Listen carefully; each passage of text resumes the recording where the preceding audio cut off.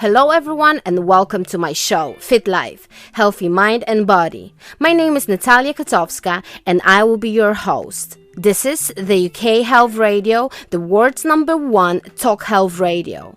With over 13 years of international experience in sport and fitness, years of study, I would like to share my experience, knowledge, and most importantly, my endless love and passion for living a healthy lifestyle for my mental and physical well-being. On this show, we will be talking about fitness, sport, healthy living, nutrition, fitness facts, and more. We will be answering your questions, we will have guest speakers, and what's most important, we will exercise together. Yes, you heard me right. In every episode, we will have a healthy dose of exercises that we will do together. So we won't just talk about fit life, we will actually experience the fit life together. Are you ready? Then let's go! Negative news and its impact on our health. That's today's show topic. While the act of continuously scrolling through social media or surfing the web and taking in a constant torrent of bad news isn't really new, it's gotten new attention during the pandemic and even a new name, doom scrolling. Chances are, at some point you find yourself doing this. And a needing scroll in the harsh light of your smartphone or computer screen, whether it's Facebook or Google or any number of other places. You're subjecting yourself to a constant stream of terrible news. Unfortunately, doom scrolling isn't good for our mental health for a variety of reasons, Dr. Audrey explains. I'm sure you all know Dr. Audrey by now. She's my regular guest who helps us to understand those psychologically rooted behaviors we deal with. She's a chartered psychologist and an author of The Leader's Guide to Resilience. She's also a resident psychologist on The Chrissy B Show and presenter and wellness advocate on Despertive TV.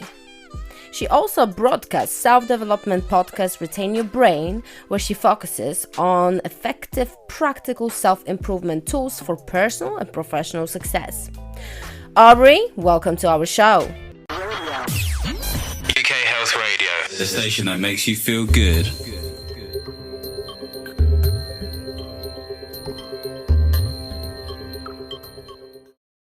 It used to be hard to find the world's most wonderful alcohol-free drinks. Not anymore. Whether it's a health thing, a lifestyle thing, or you're trying new things, make sure you save yourself from the guessing game of the supermarket shelves and shop with zerozilchzip.co.uk for the world's most carefully curated range of alcohol-free beers, wines, spirits, and more. Health Radio listeners can save 5% with the code HEALTH5. Visit zerozilchzip.co.uk or click our banner on the UK Health Radio website. Discover alcohol freedom with Zero Zilch Zip, because nothing's better. UK Health Radio, the station that makes you feel good.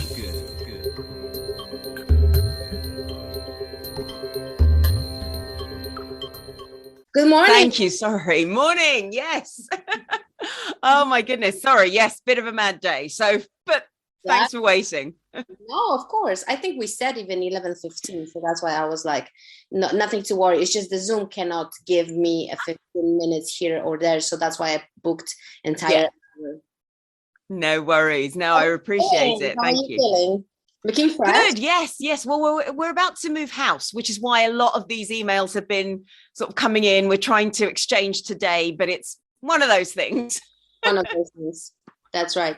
Well, no introduction needed. We have our Dr. Audrey with us, always fantastic topics and interviews. So I'm very excited for another one, which I think in today's world, especially facing difficult times and crazy news, is about how those negative news can impact our health. So Absolutely. why do we dumb scroll? Why do we snoop in social media? Why are we such a pain in the ass people that just like somehow torture ourselves? We really do. And doom scrolling is this almost morbid fascination with whatever is negative. And we just keep scrolling through, looking and looking and looking.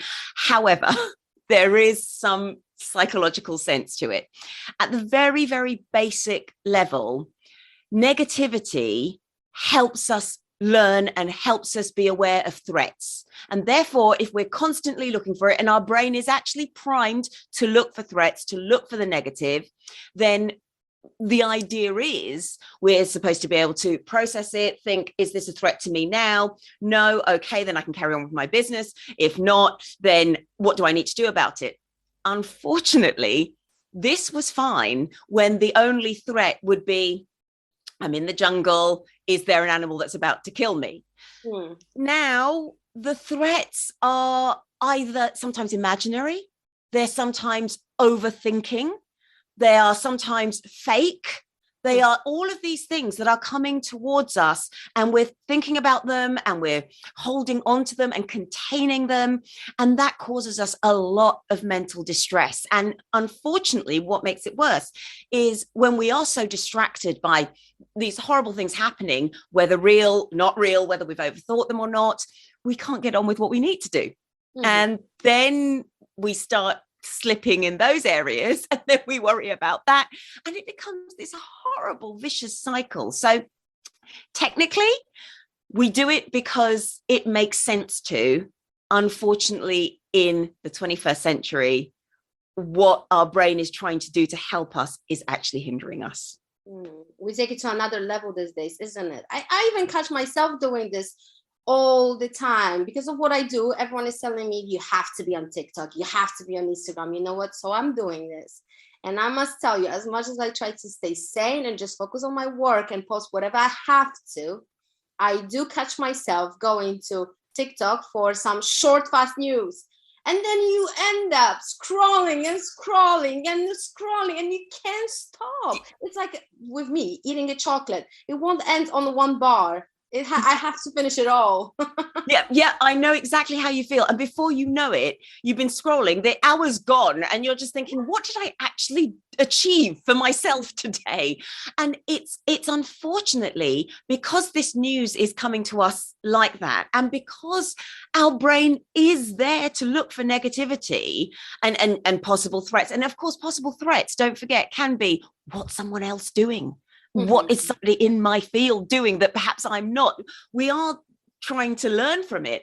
But unfortunately, we need to recognize that we sometimes need to fight against our old-fashioned instincts because they're not actually serving us in this day and age anymore. So, yeah, I totally hear you. And I completely understand why you're doing it. It's so difficult. It's like I have this now brought this regime to my diet. No food after 8 o'clock. Oh my God, it's so difficult. And it's the same thing with those little apps. You have them there, and you don't really want to, as much as I'm trying to always educate myself and think like, this is fake, this is manipulated news. You do go and just snoop a little bit. I think it is in our human nature that we like a little bit those little gossips. We like to snoop. What's going on? How does she look like? What dress did she wear? It's just very, very difficult, I must say. Absolutely. And gossip and comparison are two very natural, although old-fashioned, shall we say, evolutionary instincts, where we can understand where we are in our tribe or our group or our community. So we compare ourselves, and unfortunately building our self-esteem, which is seen as very positive, is based on comparison. It's based on saying, well, I'm here compared to where somebody else is, so at least I didn't come last. Whereas, of course, what we try and practice is self-compassion. And it's not a case of, well, at least I didn't come last, but I worked really hard. I did what was right for me. I was able to train. I was able to do those things. And that is healthier for us than comparing ourselves with somebody else. And gossip is similarly a way that we can feel in with our group, because if we know something that somebody else doesn't know, then we have a position of power. Now, let's not forget, in evolutionary times, if we go right back, power was not gossip. It was, can I beat someone in a fight? Am I bigger? Am I stronger? Am I faster? Gossip is another form of power in today's currency. I use little quote marks, air quotes, because knowing something about someone else means you have an ability to shame them, to spread a rumor about them, to have some hold over them. And that's, when you think about it, what we were trying to do when we were simply trying to beat somebody in something. We were trying to prove that we were more powerful. And these currencies are very dangerous to start dealing in. Do we all have them? Are they just naturally embedded in us, or do we develop them? That's a really good question. I would believe that because it's instinctive to look to others, we are social creatures. That is, it's nature to us. That's not something we've had to learn. So we have instincts to compare. We have instincts to be with other people in a community. What we use to wield power, whether it's money, whether it's gossip, that is often nurtured through the community. Because when did we start dealing in money? I mean, that was something that had to be learned, that had to be given a value. Same way gossip had to be given a value in order for it to continue. If suddenly we all decide not to use social media, I don't think that will ever happen, because we're just drawn to it. It's part of our lives now. But if we did decide to do that, then that currency, those likes, those hearts, all of that won't be valuable anymore. So it just depends on what's valuable. Unfortunately, we do look to what everybody else is doing.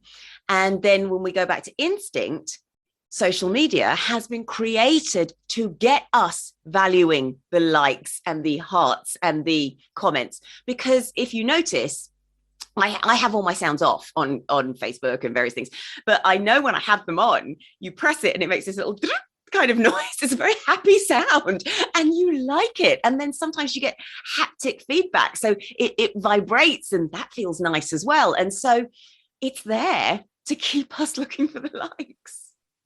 It is, when I listen to it, it's a little sad. It's a little sad because I catch myself too. You post something and you look at it, how many people like it, how it's like a little bit like an analytics or statistic that you look at, but also obviously we do like the high number rather than, just 2 people, just 5 people, 20 people, 200 people. Yes. How funny is that, isn't it? That again, that is because that's the currency that we value. Mm-hmm. A couple of things that might help. Sometimes we find that when we understand something, that can help us minimize the emotional impact. Other times it might just be, what's a practical solution for this? So the practical solution is very easy. For example, I have an app blocker on my phone. So it blocks social media between certain times, which means I only go on in the morning to post for my brand. I go on at lunchtime to answer any comments and post something else for my brand. And I go on in the evening. I cannot access it. Well, I can, of course, I can switch the app blocker off, but this app blocker in particular says to me, you've tried to open me 3 times today. And it builds up and you sort of start thinking, right, better not do that anymore. So that's that side of things. However, what we also need to recognize, just in terms of why we're posting and are we actually using this as a tool, or if we are and we want to use the analytics, then what are the analytics really telling us? There's a great book, I can't remember who it's by, but it's called The Long Tail.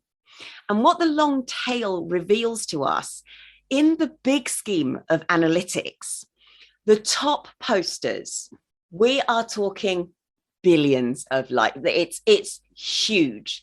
And the example they give is with ice cream. People's preferences for ice cream. Mm-hmm. Vanilla that's the favorite. But actually it's called a long tail because after the top, mm-hmm. everybody else, it's a much of a muchness.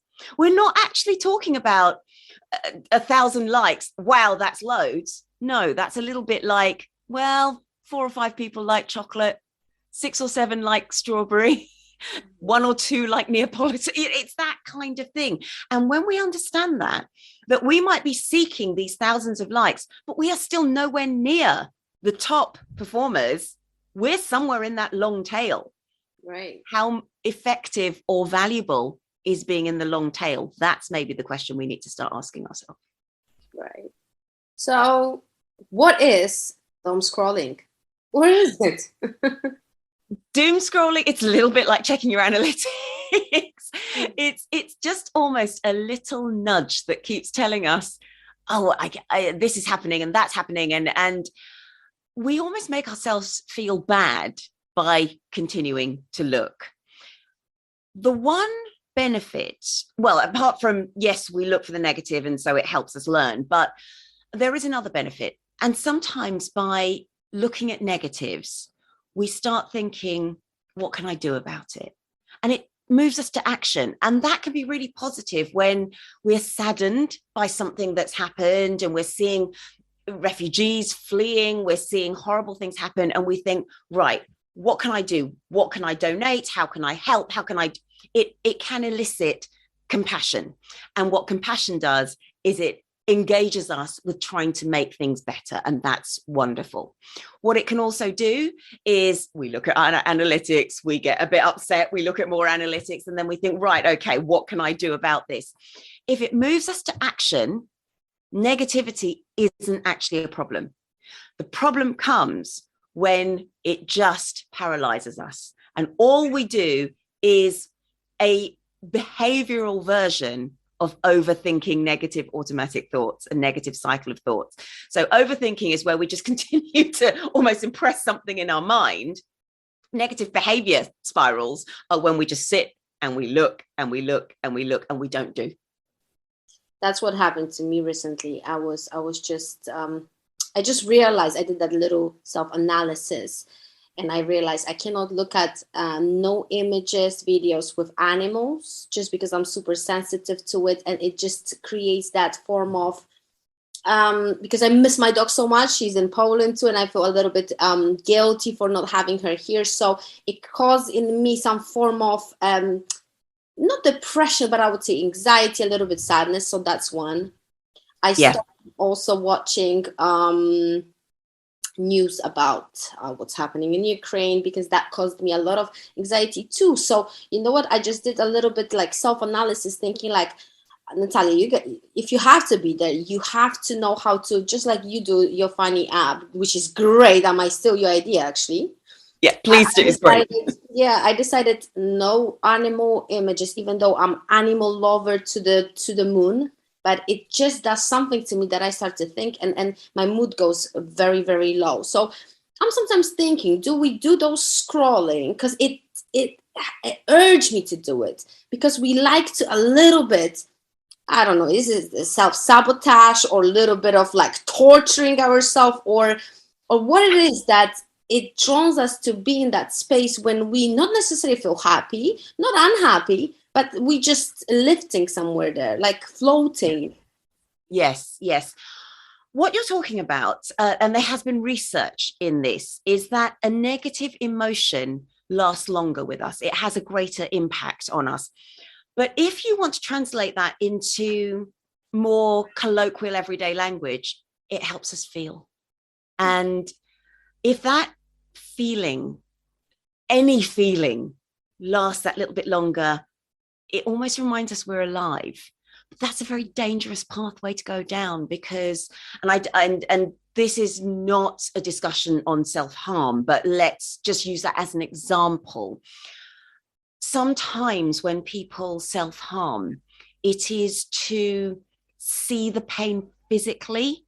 It's because they find it really difficult to express or even validate and believe in themselves that they are suffering, because it's mental, it's emotional. You can't see it. But if I see blood, then that's almost proof and a validation. And it's a similar thing here with how we respond.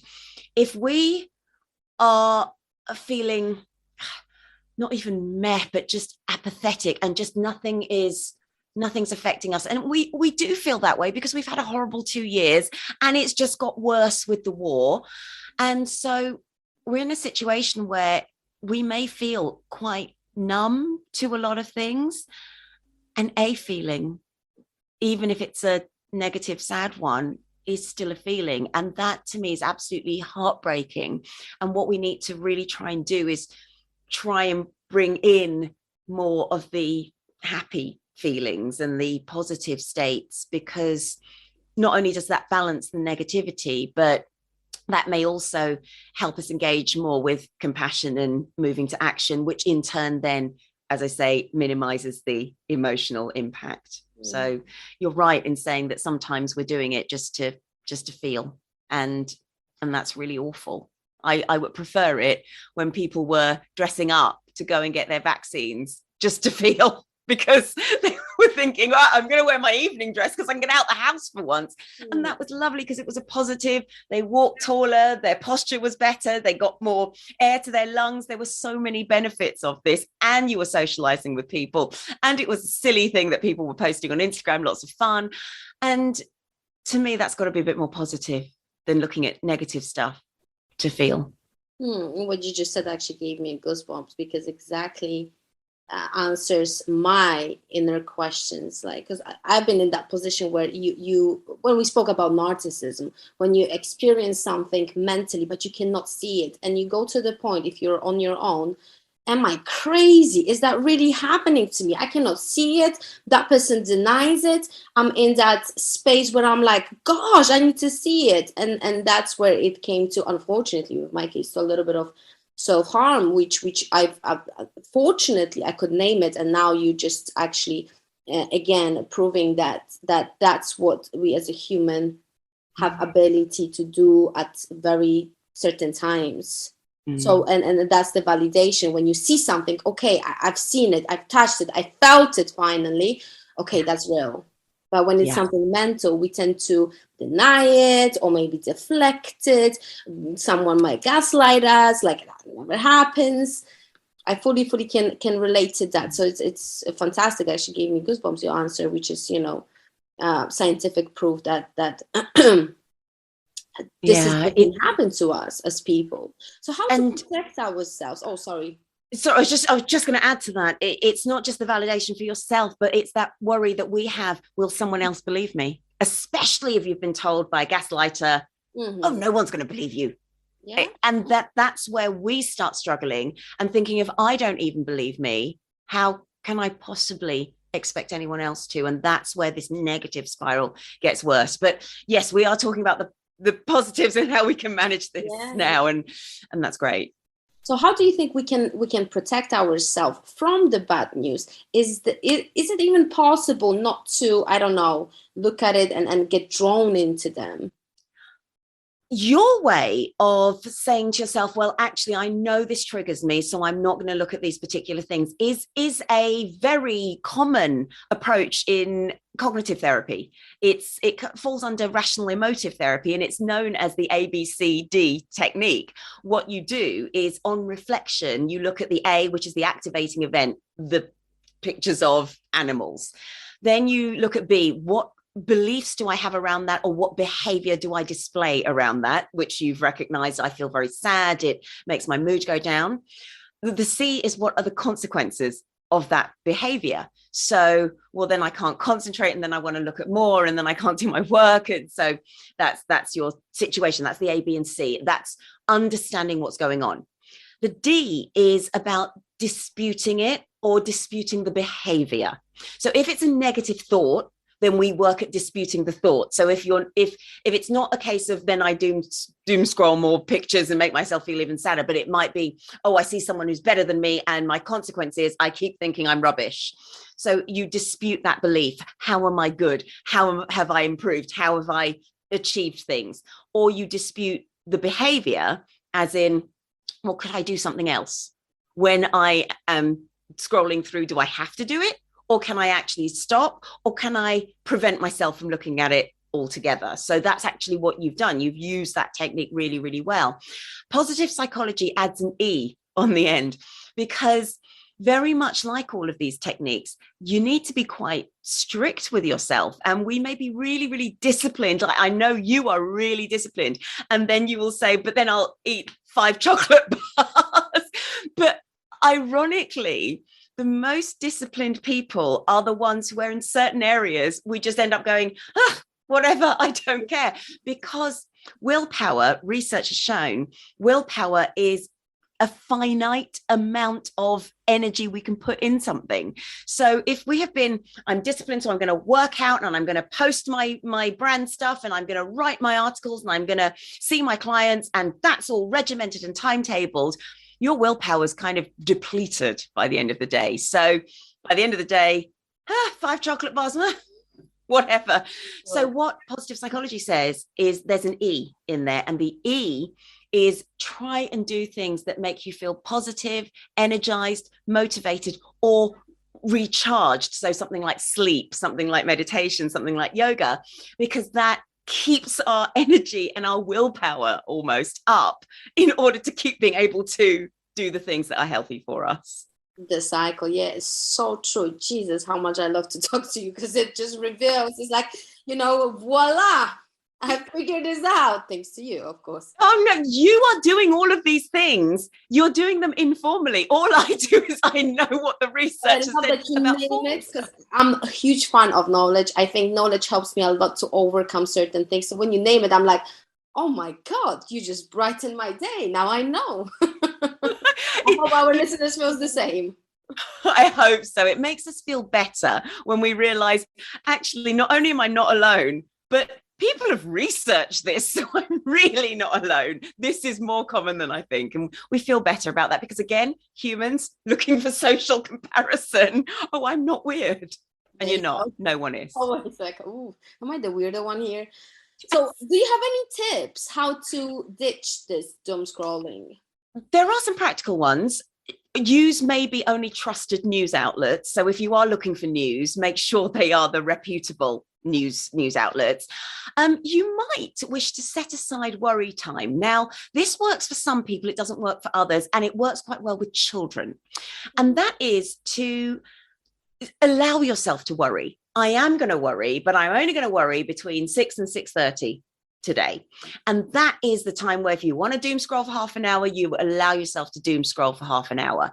And almost by allowing that to happen and planning for it, it may prevent us from doing it during the day, because we know that 6 o'clock, that's my time to actually sit down and do that. So works for some, doesn't work for others, but worth a try. Accepting our feelings, accepting that we do feel bad. Things are awful. We've just come through 2 years of a pandemic. We're in a war at the moment. It's not happy. Let's not try and do the British thing by going around going, yeah, I'm fine. How are you? I'm fine. I'm probably not fine. So be honest with how you're feeling. Because when you can be honest with how you're feeling, you may recognize, maybe I need some help. Maybe I need some support. A lot of people say to switch off from the things that no longer serve us. And to some extent, yes, I would agree with that. However, just be mindful that you're not teaching yourself, if I don't like something, I can switch it off. Life doesn't work that way. So we're better off learning how to manage it in small doses or in manageable doses. And then that leads me to the final point, which is often if we are moved to act and to do something about it, it minimizes the negative impact, makes us feel better, and other people benefit. So for example, if you are concerned about the war and how you can help, go and find out what you can donate, where you can donate. That would be one thing. But again, reputable places. We talked about scams. Unfortunately, people do come and scam others at these points of crisis because they know people want to help. If you're working with children, explain it to them in accessible language, because hiding it, that's not going to help them. And also modeling how we can manage. So giving them something practical to do as well. Maybe they can choose what they're going to donate out of this list of things that people need.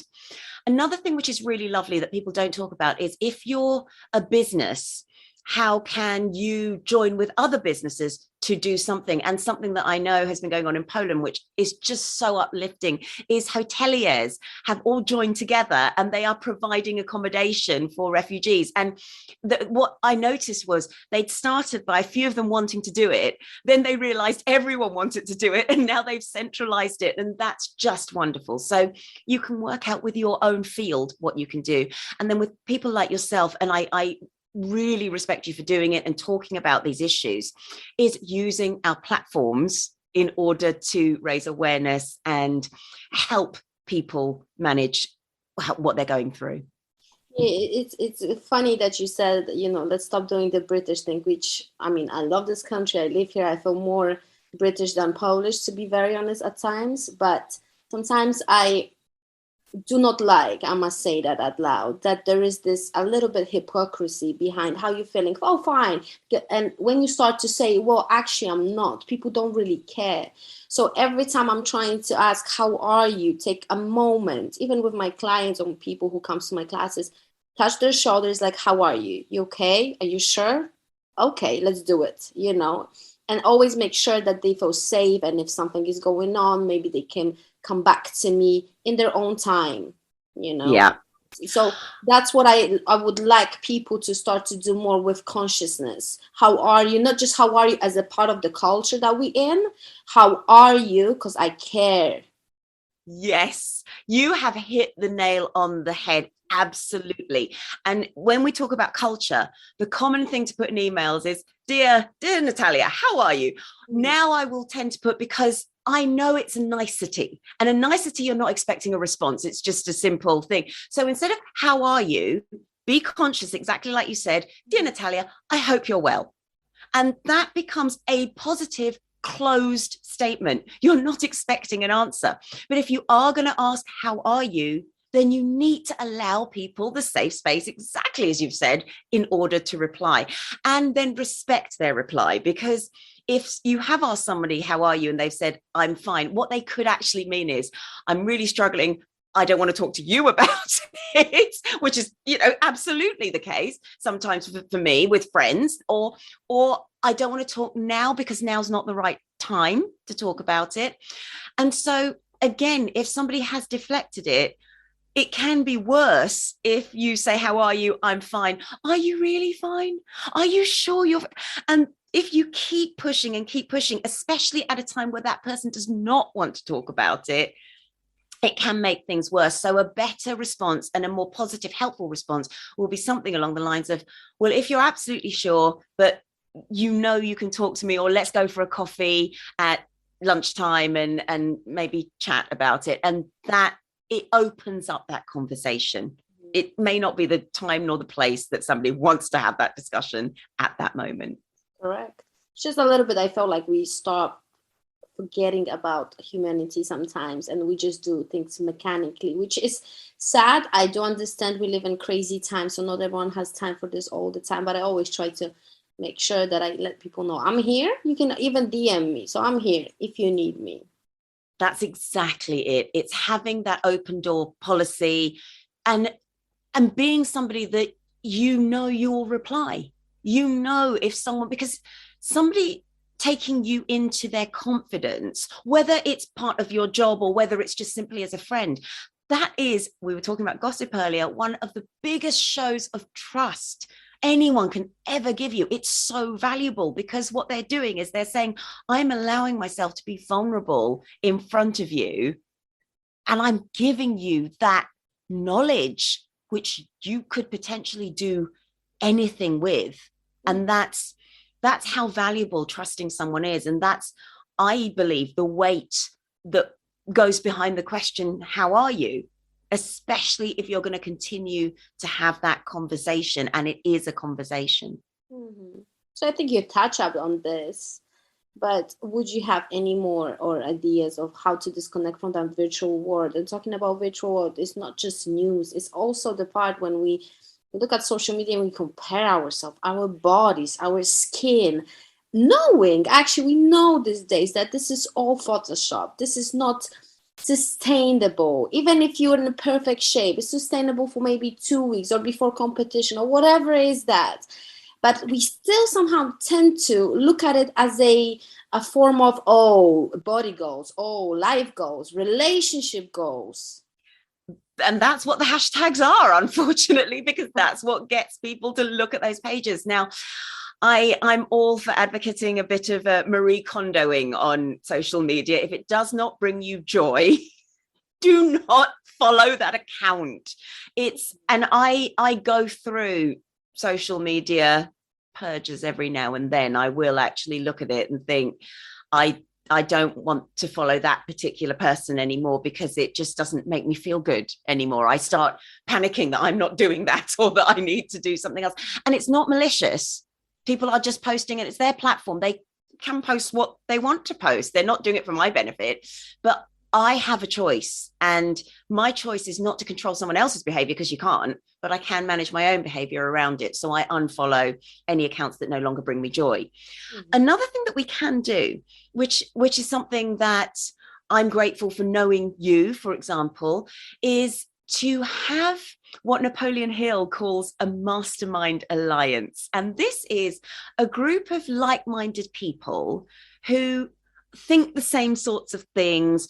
You support each other in your work, you celebrate each other in your work, and you feel secure with those people. You may be all in very similar fields, or at least you're all going through similar things. So I know that we both understand what social media can be like. We're both in the sort of the coaching arena. We're both in the broadcast arena as well. So we understand those issues that we face.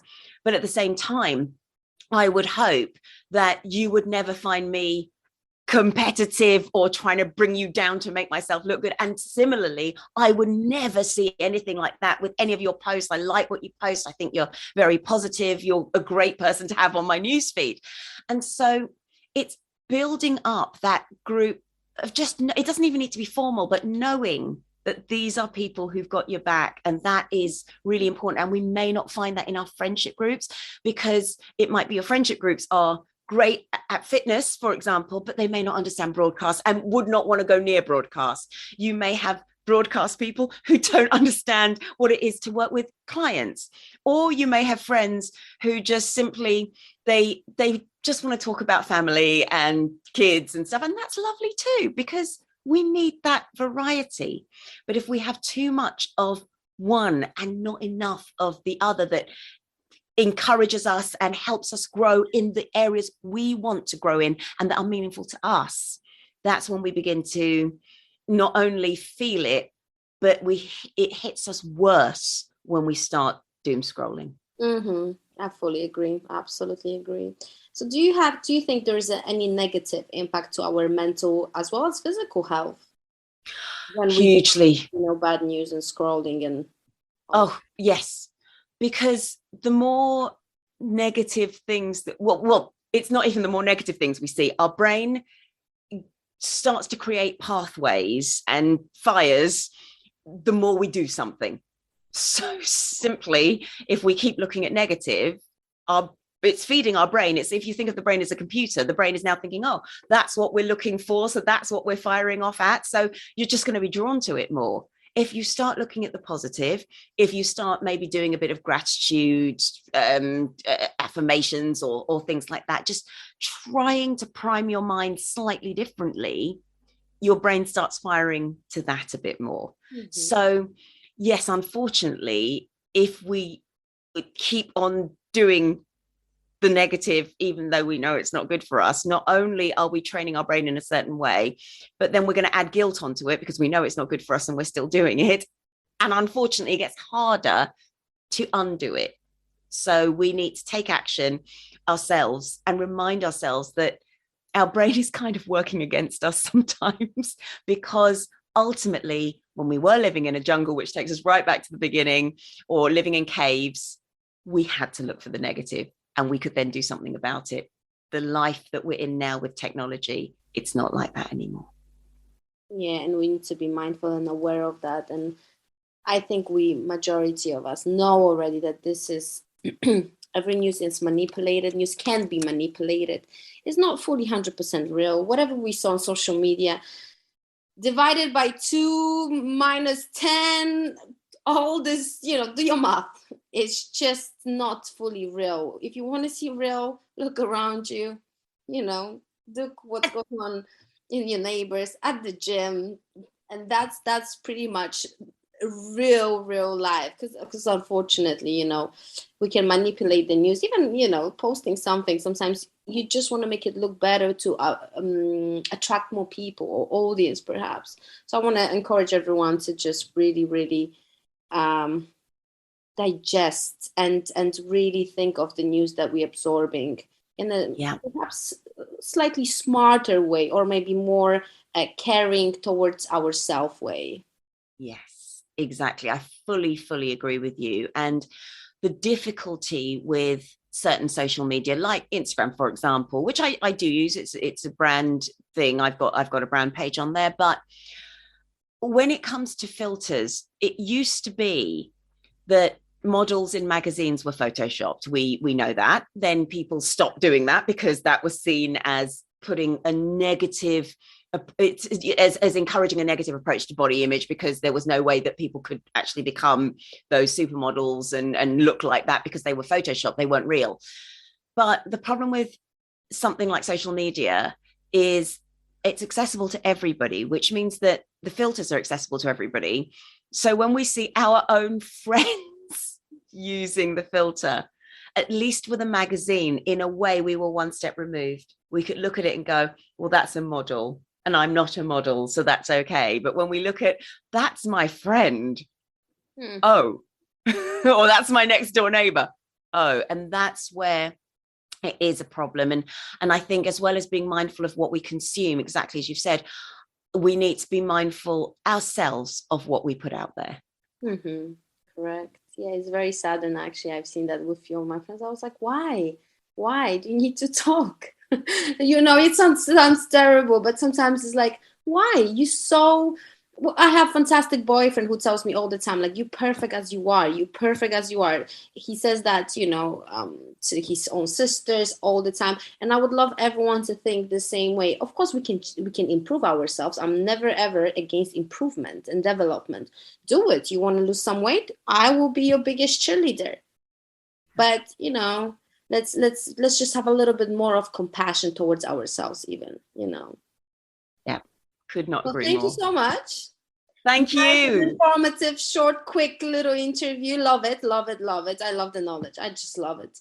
I'm a sucker for knowledge. Oh no, it's always a pleasure. And you talk about such interesting topics, and this one is so pertinent, especially right now. Thank you. So we're always in communication what to do, and I love that. And I think it's very up to date for people. So I hope everyone benefited. If you have any questions, guys, you know where to find us. And we're going to provide you with all social media. So thank you again, and you have a lovely day. Thank you. Thank you so much for having me. Soon. Take care. Bye-bye.